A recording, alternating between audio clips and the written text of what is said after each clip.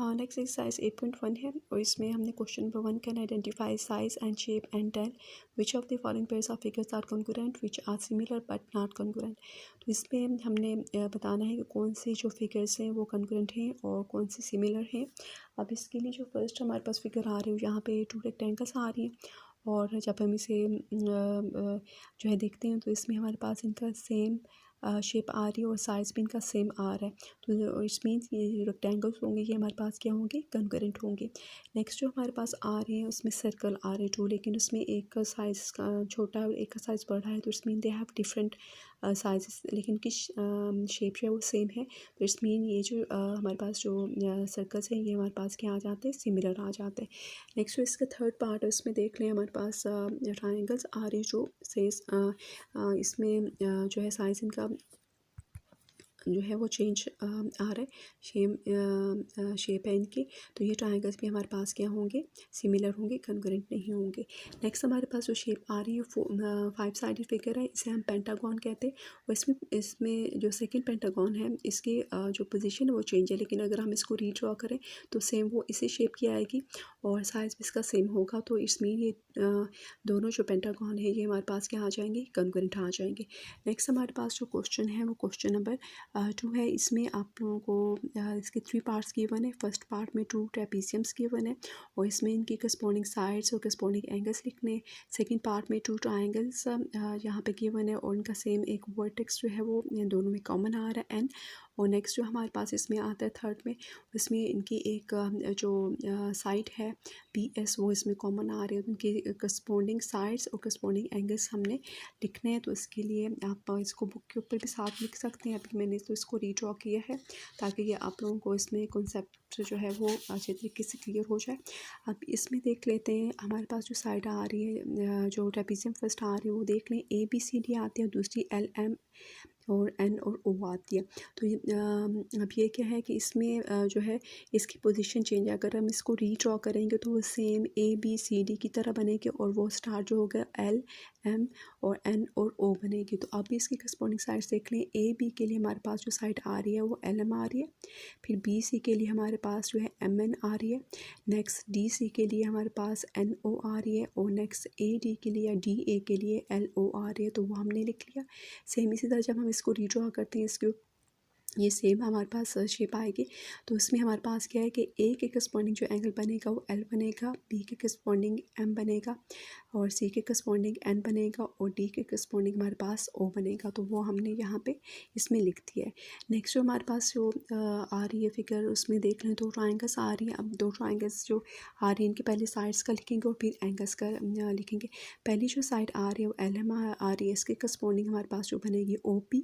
Next हमारे पास LN है, इसके लिए हमारे पास ON या N होगा वो हम लिख लेंगे और फिर नेक्स्ट MN है और NP आ जाएगा। ये हो गया। नेक्स्ट इसके एंगल्स हमने करने 3 एंगल्स इसमें आ रहे हैं। जो फर्स्ट जो इन दोनों में जो एंगल आ रहा है N इधर भी आ रहा है इधर भी, तो हम उसे फुल लिखेंगे LNM। जो यहाँ पे मिडल में आ रहा है it mean that stand for the N, यहाँ पे आ जाएगा। सेम इसी तरह ये हम N नहीं लिखेंगे, यहाँ पे लिखेंगे ON और P। तो ये भी हमारे पास जो ONNP सॉरी L की जगह यहाँ पे हमारे पास जो बनेगा वो N आता है। ठीक है, तो ये हमारे पास ONNP और L N और M हमारे पास जो है ये फर्स्ट एंगल जो है इनके दरम्यान में करस्पॉन्डेंस आ जाती है। नेक्स्ट L की और O की आ जाएगी और नेक्स्ट M की और P के दरमियान करस्पॉन्डेंस आ जाएगी। नेक्स्ट हमारे पास जो इसका है वो थर्ड है। थर्ड में देख लें 2 ट्राइंगल्स हमारे पास आ रही है, उनमें कॉमन जो साइड आ रही है वो कौन सी आ रही है, PS आ रही है। तो PS के लिए जो साइड होगी वो PS ही रहेगी। नेक्स्ट QS है उसके लिए कौन सी आ जाएगी, SR हो जाएगी और QP के लिए हमारे पास कौन सी आ जाएगी, PS आ जाएगा। तो ये सारे हमने यहाँ पे साइड्स के दरमियान करस्पॉन्डेंस लिख दिए। नेक्स्ट फिर हमारे पास जो एंगल्स आते हैं, एक तो जो हमारे पास सिंपल है, एक ये S से हम चल स्टार्ट कर लेते हैं। S जो है वो इधर भी आ रहा है इधर भी, लेकिन हम S is equal to S correspondence S नहीं लिखेंगे, हम उसे फुल उसमें लिखेंगे कि हमारे पास जो होगा वो है PS और Q और यहाँ पे PS और R इनके दरमियान में करस्पॉन्डेंस आ रही है। सेम इसी तरह जब हम P का लेते हैं तो ये दोनों एंगल्स के दरमियान में करस्पॉन्डेंस आ रहा है, लेकिन फिर भी अगैन हम इसे पूरा लिखेंगे QP और S और नेक्स्ट हमारे पास क्या आ जाएगा आर, पी और एस, ये हमने करस्पॉन्डेंस लिख लिया। और नेक्स्ट हमारे पास कौन सा आएगा, क्यू और आर, तो ये हमने इसमें लिख लिया। तो ये इनके एंगल्स के दरमियान में भी हमारे पास क्या आ रही है, करस्पॉन्डेंस आ रही है। तो इसमें जब आप लोग एंगल्स लिखेंगे उस वक्त जो है, अगर एक एंगल, एक पॉइंट के ऊपर 2 एंगल्स आ रहे हैं दोनों साइड्स के ऊपर, तो आप उसे जो है वो सेपरेटली मेंशन करेंगे, वो कहाँ से शुरू हो रहा है, कहाँ से स्टार्ट हो रहा है। जिस पॉइंट से भी आप बेशक पी से स्टार्ट कर लें, बेशक क्यू से, लेकिन आप उसे फुल मेंशन करेंगे, P S and Q and then P S और आर। सेम इस तरह जब यहाँ पे पी एंगल है तो उसको जस्ट हम पी नहीं लिखेंगे, हम उसे क्यू, पी और एस लिखेंगे। और यहाँ पे भी हम जब इसे मेंशन करेंगे तो आर, पी और एस इसको मेंशन करेंगे। तो ये हमारे पास जो है क्वेश्चन नंबर 2 जो है ये हो जाता है।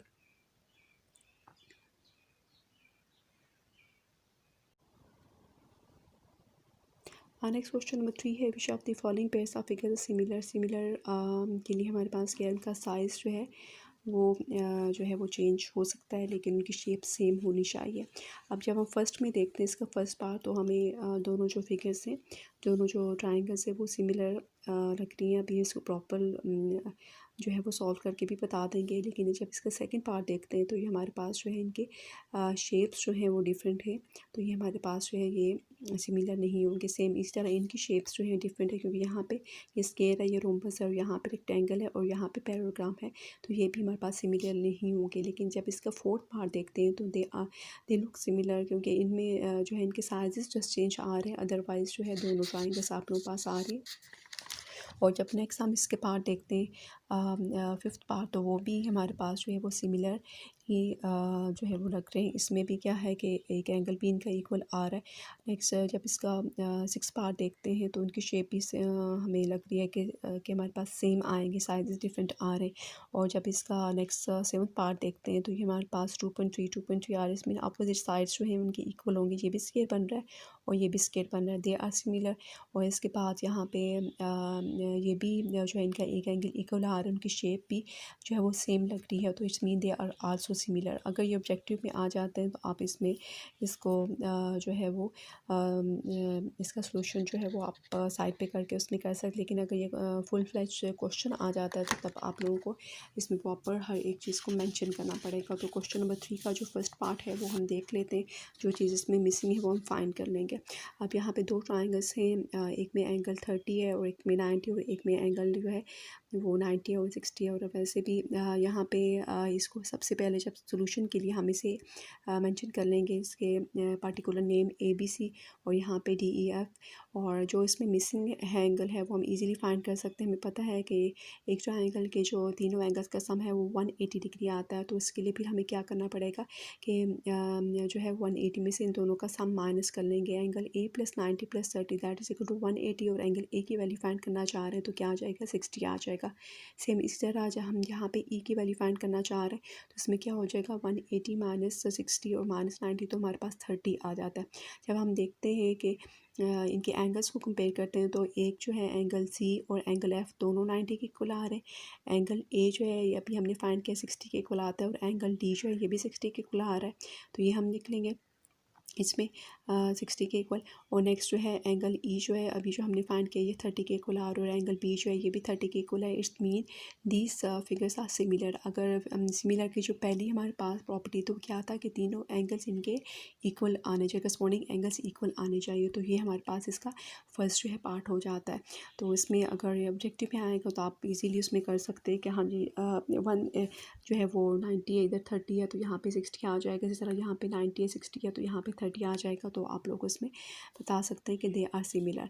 नेक्स्ट जो 2 पार्ट्स हैं उसमें देख लें, ये स्क्वायर है, ये रोम्बस है, इनकी तो शेप ही डिफरेंट है, तो दे आर नॉट सिमिलर। इसी तरह नेक्स्ट रेक्टेंगल है, पैराग्राम है, they are also have different shape, तो ये भी हमारे पास जो है इसमें जो है सिमिलर नहीं होंगे। लेकिन जब हम नेक्स्ट वाला देखते हैं तो उसमें दोनों ट्राइंगल्स आ रही हैं और दोनों की जो साइज है वो डिफरेंट जस्ट आ रहे हैं, इसलिए हम इसे क्या कहेंगे, सिमिलर। अगर इसको प्रॉपर उसको प्रॉपर्टी के लिहाज से करें तो उसमें हमारे पास क्या था, इसकी तीनों साइड्स गिवन है, इसकी तीनों साइड्स भी गिवन है, तो हम इसके करस्पॉन्डिंग साइड्स की रेशियो ले लेते हैं। फर्स्ट जो है BC के लिए हमारे पास कौन सा आ रहा है, ई एफ आ रहा है तो हम क्या करेंगे 2/3 करेंगे। फिर ए सी के लिए कौन सा आता है डी एफ आता है तो वो हमारे पास क्या आ जाएगा 2/3। सेम इस तरह यहाँ पे भी ए बी के लिए कौन सा आता है डी ई आता है तो 2/3। जब हम देखते हैं तो इस सब की जो रेशो आ रही है उसकी वैल्यू क्या आती है 2/3 आता है।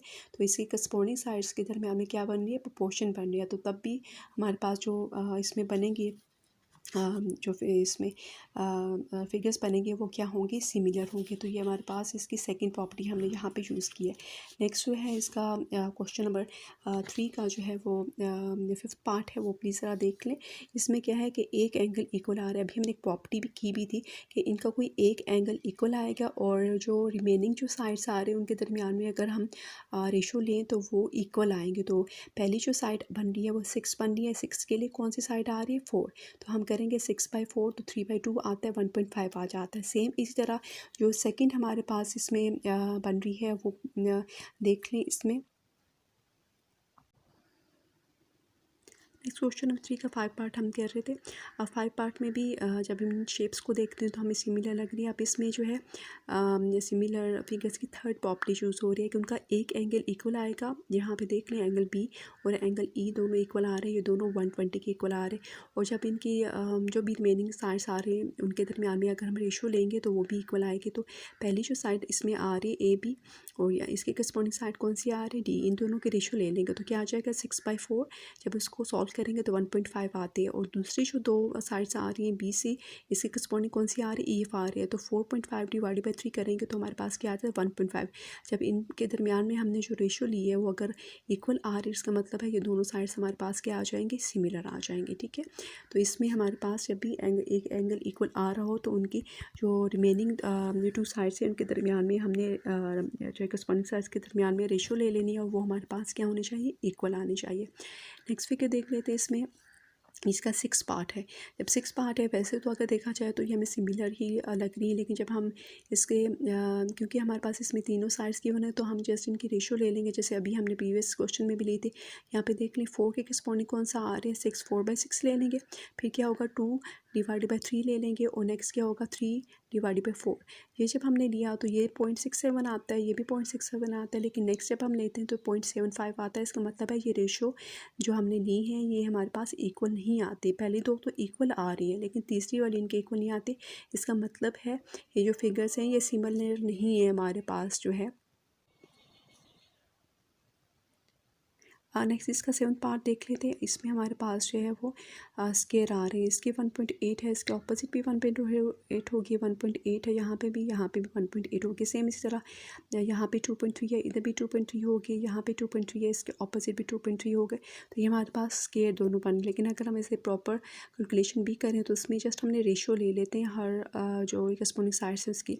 जो पहली हमारे पास इसमें आएगी आप इसमें जो है इधर से भी स्टार्ट कर सकते हैं A B ratio E F और आप ई एफ़ से भी स्टार्ट कर सकते हैं कि इसकी रेशो इसके साथ ले लें। अब यहाँ पे मैंने तो इसको चेंज किया 2.3 डिवाइडेड बाई 1.8 आ जाएगा। सेकंड भी 2.3 डिवाइडेड बाई 1.8 इसी तरह यहाँ पे भी 2.3 डिवाइडेड बाई 1.8 और नेक्स्ट भी 2.3 और डिवाइड बाई 1.8। तो हमने यहाँ पे सारी जो रेशोज़ लेंगे तो उसका सेम हमारे पास आएगा 2.3 डिवाइड बाई 1.8। तो इस मीन कि इनकी करस्पॉन्डिंग साइड्स के दरमियान में क्या बन रहा है प्रोपोर्शन बन रहा है। तो दे आर सिमिलर। तो इसमें आप 1.8 डिवाइड बाई 2.3 1.8 डिवाइड बाई 2.3 ये भी आप लोग ले सकते हैं। ये मैंने थोड़ा सा उस चीज़ से वेरी किया है लेकिन ये आप लोगों के पास जो है सिमिलर जो है वो फिगर्स बनेगी।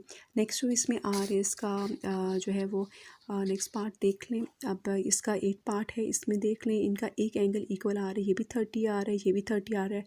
इट्स मीन कि नेक्स्ट हमने क्या करना होगा इनकी रेशो फाइंड करेंगे।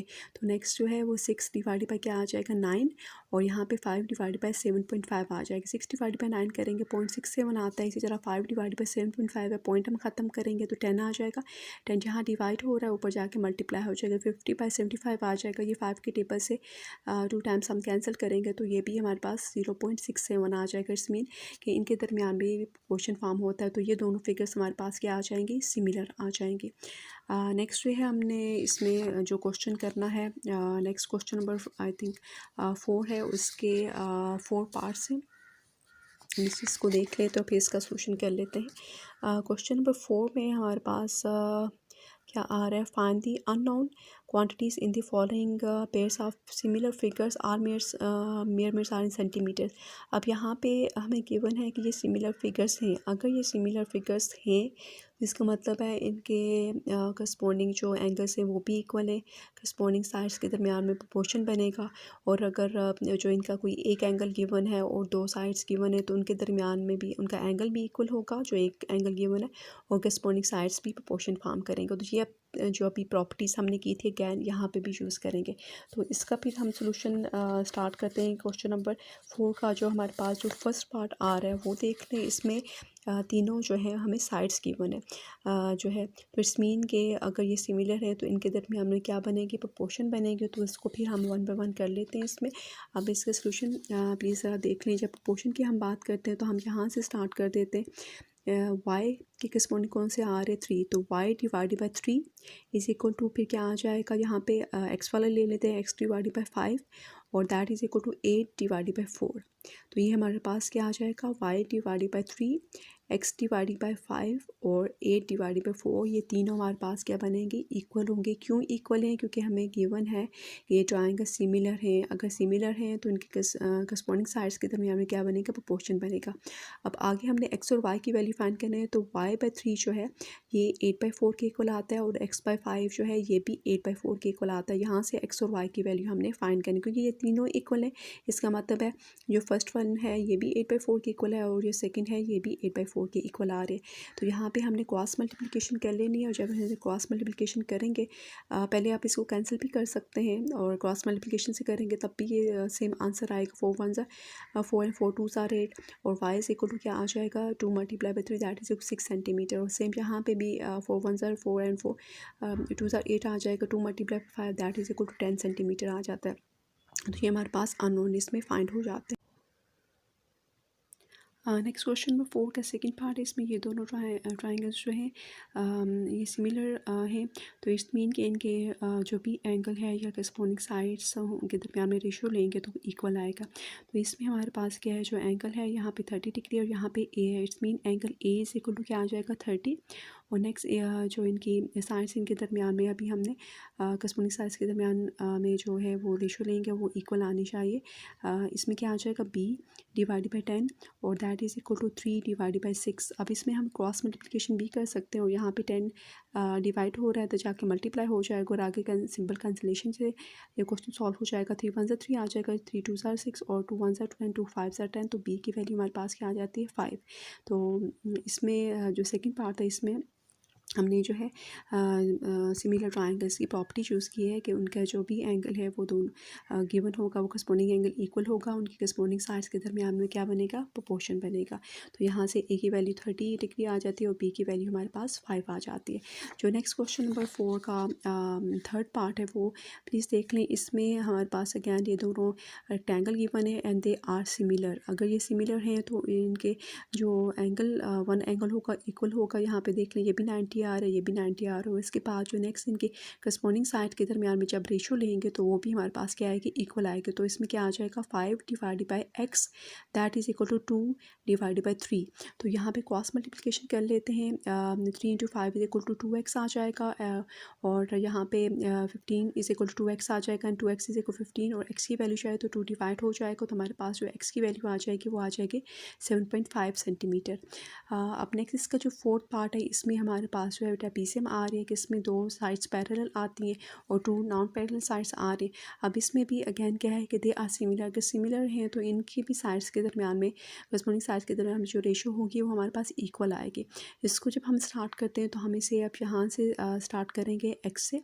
x डिवाइडेड बाय क्या आ जाएगा, 4 और नेक्स्ट क्या आ जाएगा, y डिवाइडेड बाय z और 1.8 डिवाइडेड बाय y और नेक्स्ट क्या आ जाएगा, 3 डिवाइडेड बाई 6। इसकी 4 साइड्स हैं तो 4 करस्पॉन्डिंग साइड्स की हमने जो है वो रेशियो लेनी है। वो रेशियो हमारे पास क्या आएगी, इक्वल आएगी, मीन प्रोपोर्शन फॉर्म करेगी। तो जब हमने स्टार्ट किया x divided by 4 that is equal to 4 divided by z और that is equal to 1.8 divided by y that is equal to 3 divided by 6।